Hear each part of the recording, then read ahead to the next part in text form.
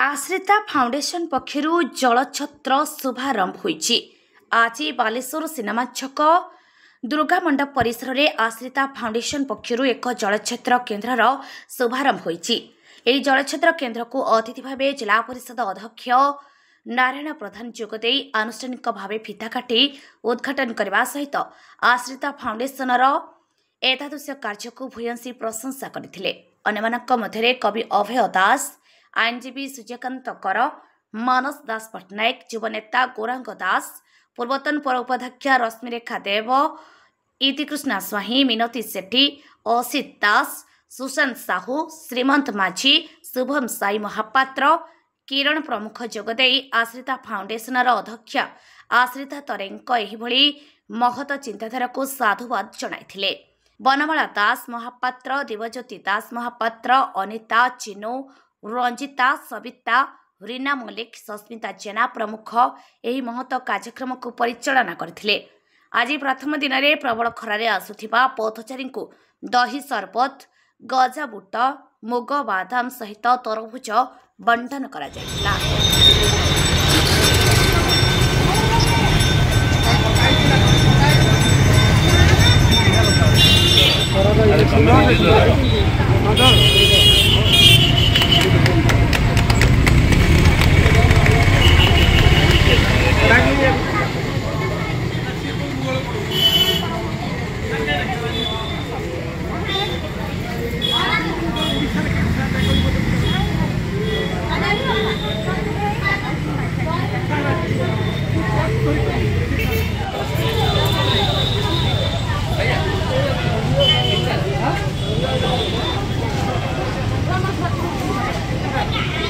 जो प्रबल ग्रीष्म प्रभाव दृष्टि जो विशिष्ट आमर समाजसेवी जे कि आश्रिता भौणी सी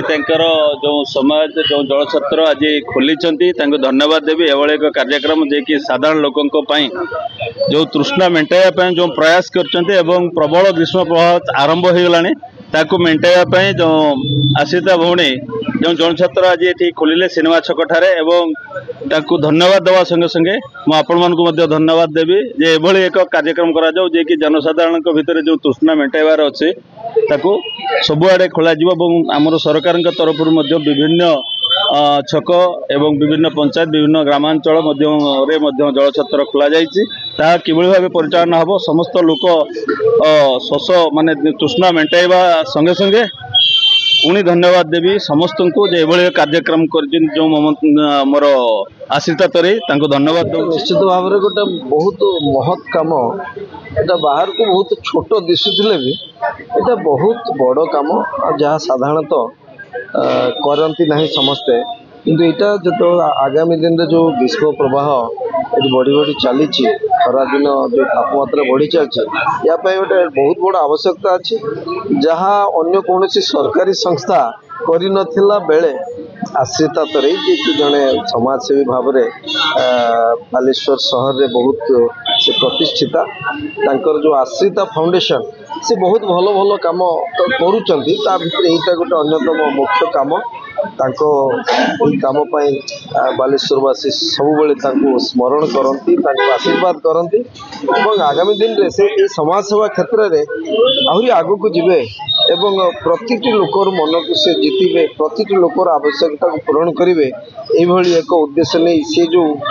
काम कर चलते आम समस्ते सहयोग जोगेदेवा एवं बालेश्वर को गोटे सरस सुंदर सहर में परिणत करने जो उद्यम अच्छे आम निश्चित भाव में सहयोग करवा आशीर्वाद करवा। नमस्कार मु आश्रिता तरे आज जलछत्र मु रखी जो ग्रीष्म प्रभाव आम जो जमी खरा हो प्रचंड खरा लोक मैंने किपरि उपकृत हो पारे पानी समस्त को से उद्देश्य मु जोगे चेष्टा करछि। आज आम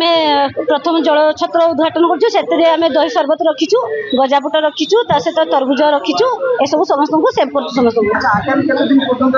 एटा मोर आज आरंभ है सी 4 मास पर्यंत कंटिन्यू जारी रहिबो। खरा दिन जेते पर्यंत लोक पाखे पहुँची पारि से चलती।